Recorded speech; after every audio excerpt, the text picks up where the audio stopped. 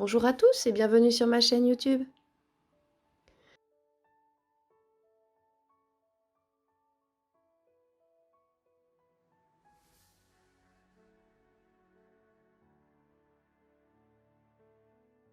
Donc aujourd'hui, je vous emmène à créer vos propres sigils pour booster vos petites plantes. Donc dans un premier temps, il va vous falloir votre ronde sorcière que l'on a vu comment faire dans une précédente vidéo. Moi j'en ai deux, il y en a un qui est dans mon livre des ombres, comme ça quand je pars en voyage, j'ai toujours mon rond de sorcière, et un autre qui est dans mon atelier et avec lequel je crée mes sigils pour mon jardin potager. Voilà. Donc c'est exactement le même, sauf que il est dessiné d'une autre façon et colorisé d'une autre façon. Donc il va vous falloir donc votre rond de sorcière, une feuille de papier, une gomme ainsi qu'un crayon.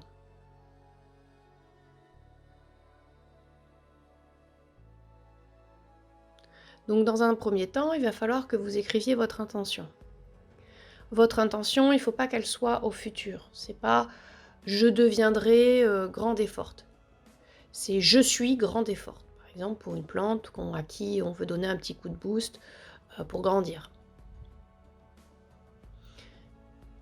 Quand vous faites votre sigil, vous pensez à votre intention. Il faut vraiment que ça soit quelque chose dans laquelle vous mettiez votre volonté, que vous imaginez. Il faut que vous soyez à 100% dedans. Donc ici, je vais écrire l'intention plein de graines. En gros, je veux que mes petites plantes, celles-ci, elles serviront à la reproduction et pour que je puisse en faire mes propres semences. Et donc, on va enlever dans un premier temps toutes les voyelles et on va après enlever les doubles consonnes. Donc là, il me reste le P, le L et le N, le D, le G, le R, et le N, je l'ai déjà pris, donc je l'enlève, et le S. Donc j'ai mes premières lettres pour créer mon sigil. Je vais maintenant, en gros, marquer les points sur mon rond de sorcière. Donc les différentes lettres vont être marquées sur le rond de sorcière à l'aide d'un petit point.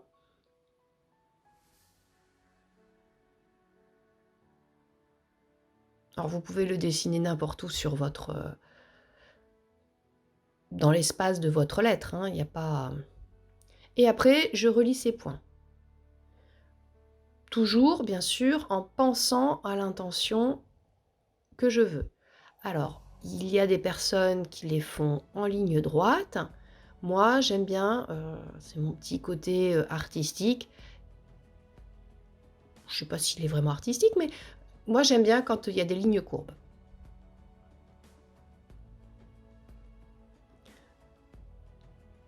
Donc là, je me rends compte que j'ai le G, R et S qui peuvent être alignés.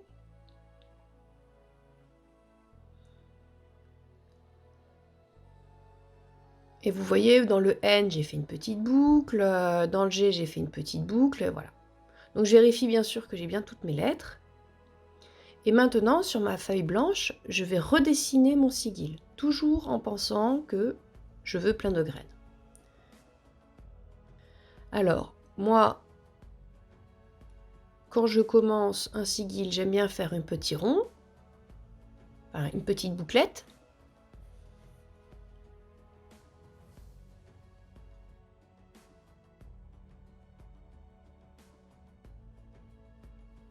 Et en fait, tout de suite, là, je trouve que mon sigil me plaît.